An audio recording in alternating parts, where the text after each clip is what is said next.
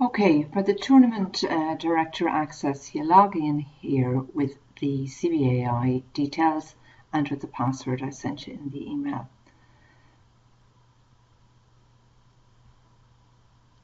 Okay, and when you log on, it's just your normal interface. The only thing different is that you have a director tab, an extra tab here. So click on that tab, and then you have the option to create a tournament. So I'm just going to create a tournament. Okay, so there are 4 tabs up here: tournament, format, options, and entries. So I'm just going to call it a test. Oh gosh. T-E-S-T. And you can write anything here, more details of it, blah blah blah, and more details down here, blah blah blah. And here it says the time until the start. So you set it here, and you normally want it, let's say, to start at 8 p.m. So if I put, let's say, 8, or what are we time now? Let's say 6 hours, 30 minutes. You can see that starts at 17:59. So I'm going to go to 8 hours. And I'm going to have to change it here up a minute. And now here it starts at 20:02. So that's the time from the start. We're going to play straightforward pairs. So that's the name of the tournament and some details there. The next thing you do is you go into the format and you say how many boards to play. So we're going to play 21 boards, and we're going to allow 7 minutes per board, and we're going to have 3 rounds. And you can do this, independent of any pairs are playing or anything like that. So that's what you're going to do. Clocked, and either set it to match points or imps. And you have a few other options here. Unclocked Swiss Survivor. So I'm just going to put it to clock, or you can, if you want, a Swiss movement. So click here, and use random deals. That's all fine. So then the next one, you go to options, and do you want kibitzers? I normally allow kibitzers. I allow undos.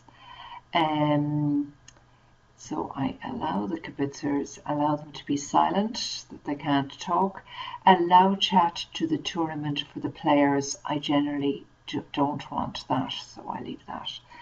And for kibitzers, I don't allow that either. So that's up to yourself. And over here, entries.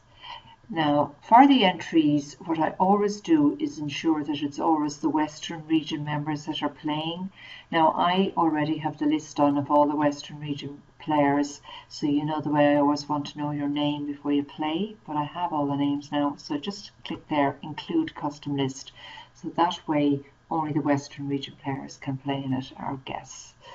And then up here, you want to type in what the cost is to play, and it has to be in cent. So first of all, you have to type in the code for our the CBAI Western region, and I just forget what it is for the moment, but it's something like that. I'll give it to you in the email. And you put in the entry fee, and the entry fee is $3, but you have to enter it in cents. So you put that in there, and then you're ready to go. Just create the tournament. Now, it's saying I'm not authorized for this tourney type because I didn't put it in the correct code. Okay.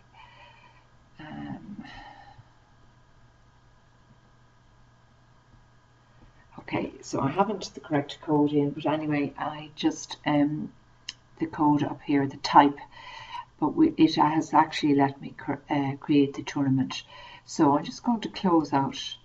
So now I have the tournament created. It's over here and it's in the pending.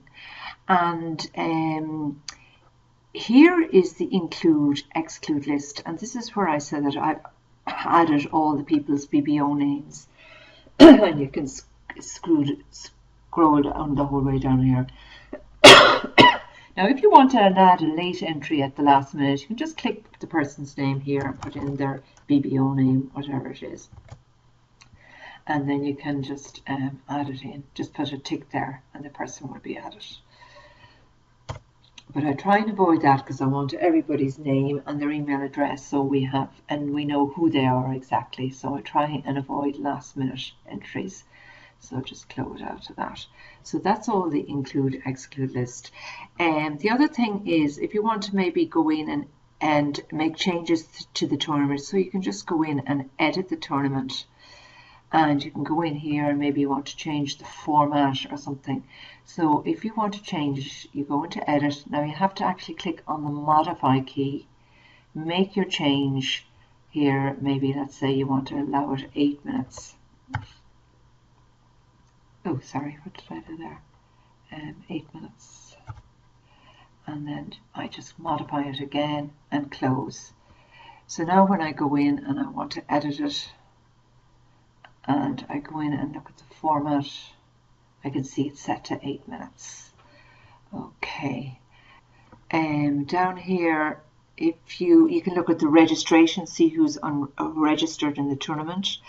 Now, when the tournament is live, there are other options that you get here. You'll get substitutes if you want to call in substitutes, and believe it or not, there's always people there in the lobby that are, you know, foreign people. They'll always come in and substitute. So if you sit out, you just call on the substitutes, and you have an actual option if you wanted to replace one person and put in another person. Now unfortunately we can't see it now because the tournament isn't live, but there are extra options there that you can work with. Okay, I'll try and add in those extra options when we have a live tournament. Okay, dokes. Now, in the meantime, what I'm going to do is actually click on it, and I want to delete that tournament. And in fact, I left a tournament. I just did a test tournament, and I left it there. I forgot to delete it, and there was 50 people registered, and the tournament took off unknowns to me. So just be aware of that. I hadn't put a fee on it, so it just the tournament took off without a fee. So I'm going to cancel the tournament and cancel there. Okay.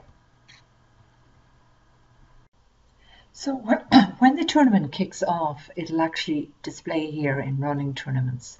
And when you click on it, on the actual tournament, you'll see there are more options here. For example, show tables, substitutes, adjust a score, players' results, and so on. So I'll just go into the show tables here first of all. And it loads up the table here. And you can click in on any table. For example, if we just click on table 2.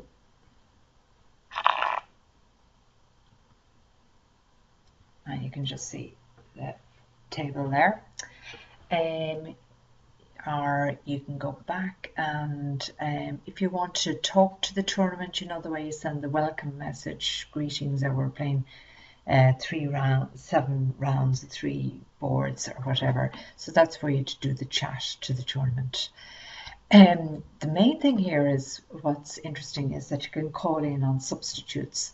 So let's say you had an uneven number of tables, you might want to bring in 2 substitutes. So if you click on substitutes, you can see all of these here are waiting in the lobby, and you can just click on any of them, or the person's name. And if you actually right click on it, you can say substitute, and you can actually say select, and you can write in the person's name, or just substitute any. Yeah, that's where anybody will come in from the lobby and replace that person.